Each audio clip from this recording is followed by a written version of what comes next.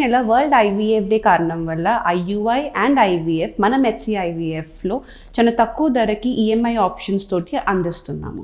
AP హైకోర్టులో YCP అధినేత Jagan petition వేశారు. గతంలో తనకున్న సెక్యూరిటీ కొనసాగించేలా ఆదేశాలు ఇవ్వాలని పిటిషన్లో పేర్కొన్నారు. ప్రభుత్వం ఏకపక్షంగా సెక్యూరిటీని తొలగించిందని, తనకున్న ప్రాణహాని అంశాన్ని పరిశీలించకుండా ప్రభుత్వం వ్యవహరించిందని అన్నారు.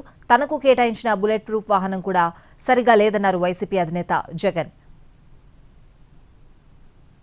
జూన్ 3 వరకు తనకు జెడ్+ భద్రత ఉండేదని, ఎన్నికలు ఫలితాలొచ్చిన జూన్ 4 తర్వాత సెక్యూరిటీ సంఖ్య 58కి కుదించారని అన్నారు జగన్.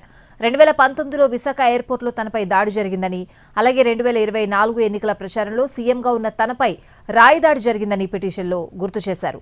ఈ విషయాలను పరిగణలోకి తీసుకోకుండా, ఎలాంటి సమాచారం ఇవ్వకుండా సెక్యూరిటీ కుదించారని అన్నారు.